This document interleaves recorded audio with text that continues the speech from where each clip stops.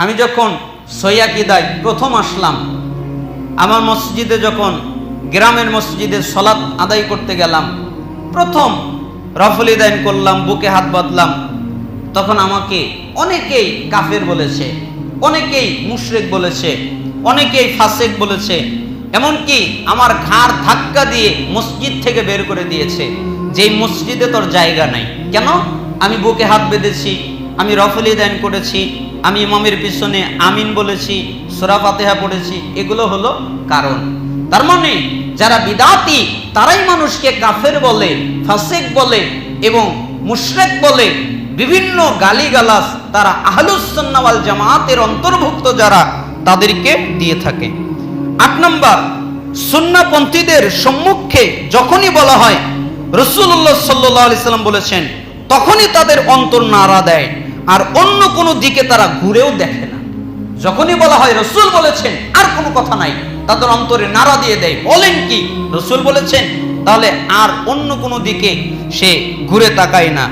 অন্যদিকে যে ব্যক্তি বিদাতিরা পক্ষান্তরে তা করে না, তারা কি করে?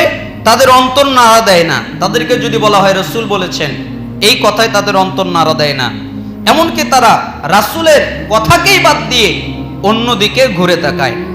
9 নম্বর, সুন্নাতপন্থীদের অনুসরণীয় আদর্শ হলেন স্বয়ং মুহাম্মদ সাল্লাল্লাহু আলাইহি সাল্লাম এবং সোনালী যুগের সাহাবীরা এবং সালফে সালেহিন, এরা হলো যারা সুন্নাতপন্থী, এদের আদর্শ। পক্ষান্তরে বিদাতীদের আদর্শ হলো ইমাম, মাযহাব ইত্যাদি বিভিন্ন কিছু। 10 নম্বর হলো সুন্নাতপন্থীদের নিকট যখন রাসূল সাল্লাল্লাহু আলাইহি সাল্লামের সুন্নাত নিয়ে আলোচনা করা হয়, তখন তারা খুশি হয়। মানে সুন্নাতপন্থীরা খুশি হয় কিসে? রাসূলের হাদিস বর্ণনা শুনলে, রাসূলের সুন্নাত বর্ণনা শুনলে তারা খুশি হয়। কেন? হাদিস বলছে, কোরআন বলছে। আর বিদাতীদের কাছে সুন্নাত বর্ণনা করলে তারা খুশি হয় না। সুন্নাত ছাড়া মানুষের মত বললে, হিকায়াত বললে, কাহিনী উপস্থাপনা করলে তারা খুশি হয়, তারা আনন্দিত হয়। তাদের কাছে কাহিনীটাই আনন্দিত হওয়ার কারণ, তাদের কাছে ঘটনাটা আনন্দিত হওয়ার কারণ, তাদের কাছে কিচ্ছা কাহিনী আনন্দিত হওয়ার কারণ।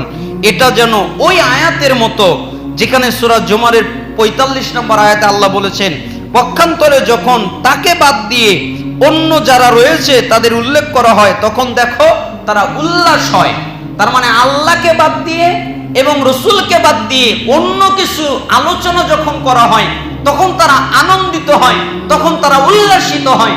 যখন আল্লাহর কথা বলা হয়, যখন রাসূলের কথা বলা হয়, তখন তারা আনন্দিত হয় না, তখন তারা উল্লাস হয় না। আসলে আমরা যদি কোরআন এবং হাদিসের দিকে ইঙ্গিত করে দেখি, তাহলে দেখব কোন ইমাম, নির্ভরযোগ্য কোন ইমাম, ইমাম আবু হানিফা রাহিমাহুল্লাহ, তিনি ইমাম মালিক রাহিমাহুল্লাহ, ইমাম শাফি রাহিমাহুল্লাহ, ইমাম আহমদ বিন হাম্বল রাহিমাহুল্লাহ, ইনারা কেউ বলেন নাই যে তোমরা আমার কথাকে মেনে নাও। এ কথা কিন্তু কেউ বলে নাই। তারা সবাই বলেছেন কি? ইজা সাহাল হাদিস ফাহুয়া মাযহাবি। যখন কোনো সহিহ হাদিস পাবে, তখন ওটা আমারই মাযহাব। আর যখন তোমরা দেখবে যে আমি কোনো কথা বলছি, এই কথাটা আল্লাহর বিরুদ্ধে চলে গেছে অথবা রাসূলের বিরুদ্ধে চলে গেছে, তাহলে তোমরা আমার কথাটাকে ফেলে দাও, আল্লাহ এবং রাসূলের কথাটাকে গ্রহণ করো। এমনকি তারা আরো বলতেন যে ইন্নামা আনা বাশারুন উখতিউ ওয়া উসিবু, নিশ্চয় আমরা মানুষ, আমরা ভুল করি, আমরা শুদ্ধ করি। যখন আমরা শুদ্ধ করব, তখন তোমরা তা পালন করবে, যখন আমরা ভুল করব, তখন তোমরা তা ত্যাগ করবে। যখন কোরআন এবং সুন্নাহর কাছাকাছি পাবে, তখন তোমরা তা আমল করবে। যখন কোরআন এবং সুন্নাহ থেকে অনেক দূরে দেখবে, তখন তোমরা তা বর্জন করবে। তাহলে আহলুস সুন্নাহ ওয়াল জামাত এবং যারা বিদাতি, এদের মধ্যে 10টি পার্থক্য ইমাম ইবনুল কাইয়িম রাহিমাহুল্লাহ উল্লেখ করেছেন।